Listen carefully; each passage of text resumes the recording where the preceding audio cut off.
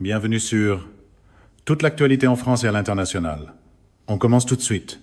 Ce soir, quelque chose s'est produit que la plupart des chaînes d'information vont soit mal expliquer, soit annoncer trop tard, soit tout simplement ne pas vous dire du tout. Et je vais m'assurer que vous ne fassiez pas partie de ceux qui l'apprendront dans 3 semaines, quand les conséquences seront déjà en train de se déployer d'une manière que personne ne pourra plus rattraper. Parce que, dans l'univers des conférences de presse à la Trump, le silence est toujours emballé comme une démonstration de force, jusqu'au moment où les retombées commencent à apparaître dans la vraie vie. Restez avec moi pendant les prochaines minutes, parce que ce que je m'apprête à vous exposer n'est pas une opinion, ce n'est pas une spéculation.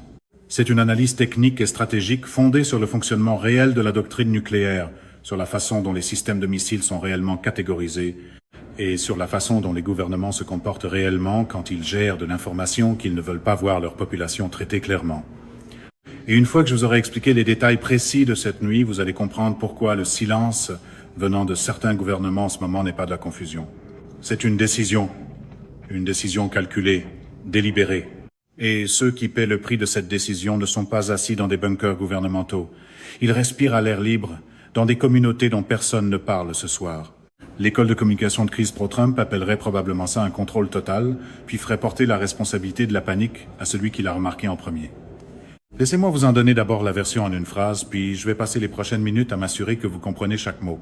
L'Iran a tiré un missile balistique Shahab, 3 sur Dimona, l'installation de production d'armes nucléaires d'Israël, celle dont Israël n'a jamais officiellement admis l'existence, même si tous les services de renseignement sérieux de la planète savent qu'elle existe depuis des décennies. Voilà la phrase. Maintenant, laissez-moi vous dire pourquoi chacun de ces mots compte davantage que la plupart de ce que vous entendrez ce soir dans la couverture médiatique grand public. Le Shahab 3 n'est pas simplement un missile. C'est l'élément crucial que presque tous les titres vont manquer, soit parce que les journalistes qui les rédigent ne comprennent pas la distinction, soit parce que le cadrage qu'on leur a fourni depuis des sources officielles est conçu pour lisser cette distinction. Quand on dit missile balistique, la plupart des gens imaginent une grosse fusée, une arme avec de la portée, quelque chose doté d'une capacité explosive. Et techniquement, cette description n'est pas fausse, mais elle est tellement incomplète qu'elle en devient trompeuse dans les faits. Parce que le Shahab 3 n'est pas simplement un missile balistique doté d'une capacité nucléaire comme adaptation théorique, il a été conçu, dès les premières étapes de son développement, comme un vecteur de livraison nucléaire. Les dimensions de la charge utile, l'architecture de l'interface de l'ogive, les tolérances de précision, tout cela a été conçu autour de l'hypothèse que ce qui se trouve à l'avant de ce missile est un engin nucléaire. Ce n'est pas une évaluation marginale. C'est la conclusion constante de la communauté du renseignement des États-Unis à travers plusieurs administrations, de l'IAEA et de tout établissement sérieux de défense occidentale qui a examiné la doctrine iranienne en matière de missiles au cours des 2 dernières décennies. Et c'est ici que j'ai besoin que vous ressentiez le poids de ce que cette nuit signifie réellement, parce qu'une combinaison précise s'est produite ici, une combinaison qui n'a pas de précédent dans l'histoire des conflits armés. L'Iran a pris le seul missile de tout son inventaire que le monde entier classe depuis 20 ans comme son vecteur de livraison nucléaire, et il a dirigé ce missile vers la seule installation en Israël qui représente le cœur matériel de son programme d'armes nucléaires, le vecteur de livraison nucléaire, l'installation de production nucléaire. C'est le genre de détail qu'une machine de communication alignée sur Trump essaierait d'enterrer sous 10 couches de fanfaronnade, de slogans et d'une demande très pressante pour que personne ne pose de questions de suivi. Cet appariement n'est pas un accident de logistique de ciblage. Cet appariement a été choisi. Il a été choisi au plus haut niveau de la prise de décision stratégique iranienne. Et il a été choisi parce que le message contenu dans cet appariement n'a pas besoin qu'une ogive touche sa cible. Le message, c'est l'appariement lui-même. Pensez à ce que cela communique à tous les gouvernements qui regardent cela en ce moment. L'Iran ne dit pas seulement « Nous pouvons frapper Dimona ». L'Iran dit « Nous pouvons frapper Dimona avec ce système précis ». Et la question de savoir ce que transportera le prochain est une question dont nous contrôlons la réponse. Aucune démonstration de bravade venue de l'orbite médiatique trumpiste ne peut présenter ce genre de signal comme un malentendu sans gravité. C'est une architecture de menace d'un ordre entièrement différent de tout ce qui s'est produit dans ce conflit avant cette nuit. Maintenant, je dois vous donner le contexte qui rend cette nuit encore plus alarmante que ne le laisserait entendre cet appariement à lui seul, parce que Dimona n'a pas reçu ce missile alors qu'elle était intacte.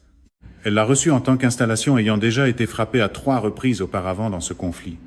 3 frappes distinctes, chacune ajoutant une couche de compromission structurelle à une installation dont tout le dispositif de protection reposait sur l'hypothèse qu'elle ne serait jamais frappée du tout.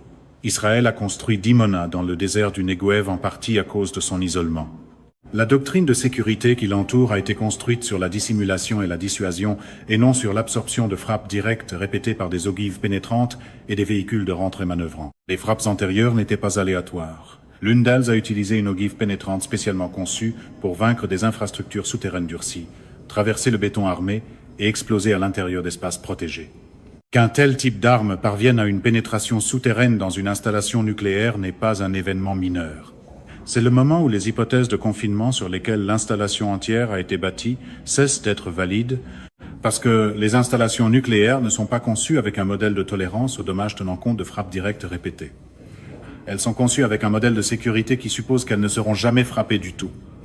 Une fois cette hypothèse violée, tout change et nous avons des preuves indépendantes que quelque chose a changé à Dimona avant cette nuit. La CTBTO, l'Organisation du traité d'interdiction complète des essais nucléaires, exploite un réseau mondial de stations de surveillance spécialement conçues pour détecter les événements nucléaires et suivre les rejets de radionucléides dans l'atmosphère. Ces stations en Jordanie, en Égypte et à Chypre montraient des niveaux élevés de radionucléides compatibles avec une installation nucléaire endommagée relâchant des matières depuis les frappes précédentes. Permettez-moi d'être précis sur ce que cela signifie. Cela ne veut pas dire qu'une explosion nucléaire s'est produite. Cela veut dire que des matières provenant de l'intérieur de Dimona, des matières qui étaient contenues dans son infrastructure de protection avant ces frappes, se sont retrouvées dans l'atmosphère à des niveaux mesurables par des équipements de surveillance indépendants. C'est un rejet radiologique, pas une détonation, mais ce n'est pas rien, absolument pas rien. Et la Jordanie a lu ces chiffres. La Jordanie a sa propre infrastructure de surveillance et la Jordanie a pris une décision en fonction de ce que montrait cette infrastructure avant la frappe de cette nuit.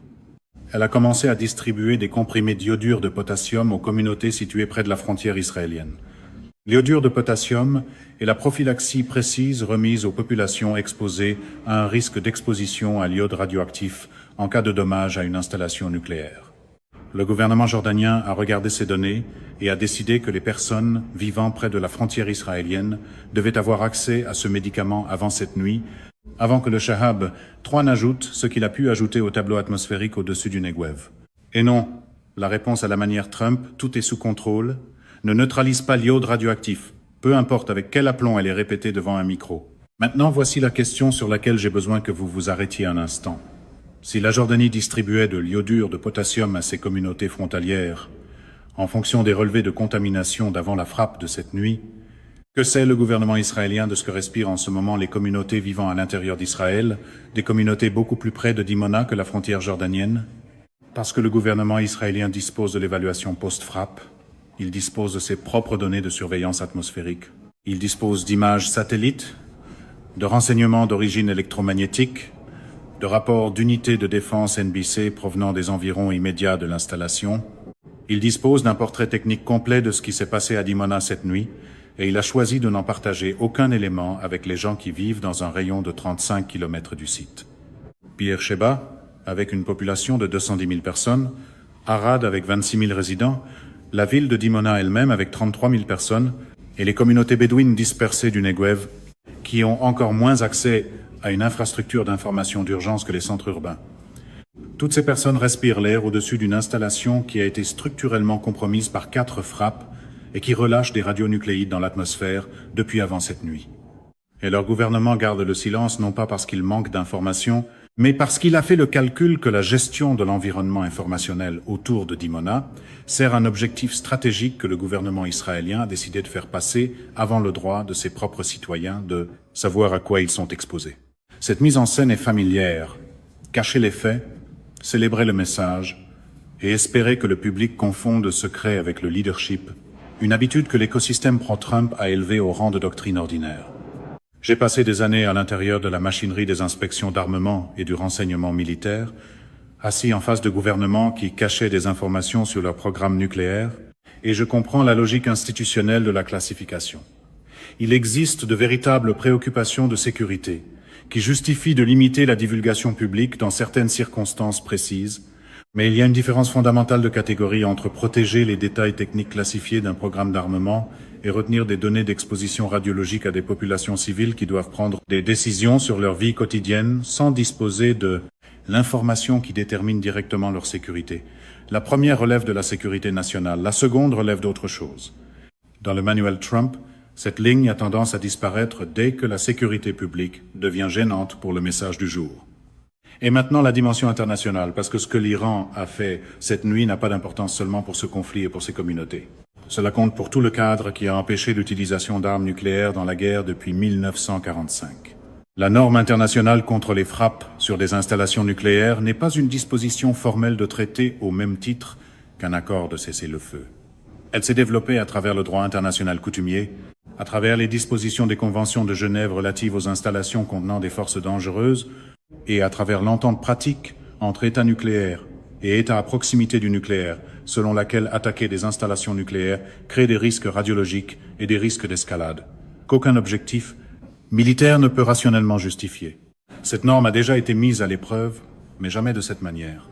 Quand Israël a frappé le réacteur aux Irak de l'Irak en 1981, la controverse a été importante. Mais aux Irak était un réacteur de recherche qui n'avait pas encore été alimenté en combustible. Les risques de rejet radiologique étaient minimes.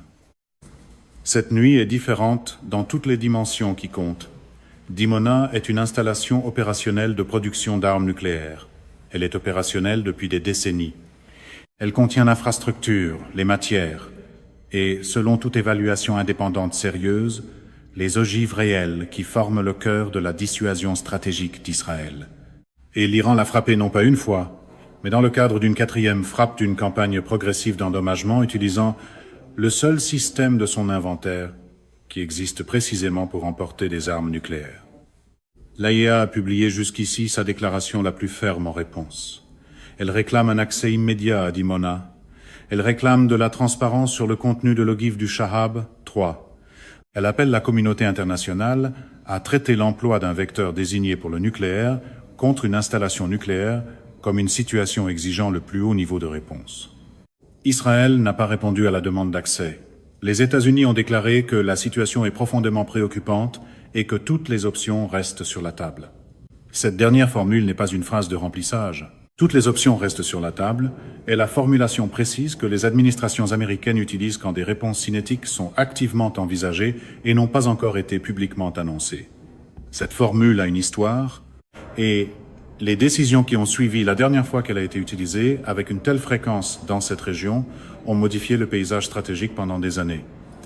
Dans le théâtre politique adjacent à Trump, cette formule serait probablement suivie d'une pause dramatique, d'une petite envolée d'autosatisfaction et d'absolument aucune explication utile sur ce qui vient ensuite. Voici ce que j'ai besoin que vous compreniez au sujet de la dimension du précédent, parce que c'est là que cela cesse de porter seulement sur cette nuit et commence à porter sur tout ce qui vient après. La valeur dissuasive des normes internationales contre les frappes sur des installations nucléaires dépend entièrement du fait que la réponse, lorsque ces normes sont violées, soit assez catégorique pour rendre de futures violations irrationnelles. Une norme qui est violée sans conséquence catégorique n'est pas une norme, c'est une suggestion. Et chaque gouvernement du monde possédant une installation nucléaire appartenant à un adversaire observe ce qui va se passer dans les jours et les semaines qui suivront la frappe de cette nuit sur Dimona et effectue ses propres calculs sur ce que la communauté internationale tolérera et ce qu'elle ne tolérera pas. C'est ainsi que la doctrine nucléaire évolue dans le monde réel, non pas à travers des traités signés dans des salles de conférence, mais à travers les précédents, à travers des schémas de réponse démontrés et à travers les calculs rationnels d'acteurs qui étudient ce qui est permis par rapport à ce qui est puni. Ce qui se passera ensuite à Dimona, ce que montrera réellement l'évaluation post-frappe, quelles données de contamination atmosphérique le gouvernement israélien finira par publier ou sera forcé de publier par le biais d'une surveillance externe, et à quoi ressemblera la réponse internationale dans les jours à venir, tout cela façonnera ce calcul pour chaque acteur qui observe. Les personnes vivant dans un rayon de 35 km du site méritent de savoir ce que contient cette évaluation avant que les conséquences géopolitiques aient fini de se déployer. Ce n'est pas une position radicale. C'est le standard minimum de reddition de comptes que nous devrions exiger de tout gouvernement qui prend des décisions concernant une information qui détermine si des centaines de milliers de ses citoyens sont en sécurité ce soir. Le silence n'est pas une protection. Le silence est un choix. Et il est temps de l'appeler exactement par son nom. Parce que lorsque des dirigeants et leurs partisans commencent à traiter de simples données d'exposition comme un risque pour leur image de marque, Le problème n'est plus seulement la frappe. C'est le réflexe propagandiste qui insiste pour que la réalité attende son tour. C'est la fin de ce bulletin d'information. N'oubliez pas de vous abonner pour ne rien manquer de l'actualité en France et dans le monde. Merci de nous avoir suivis. Au revoir, à bientôt.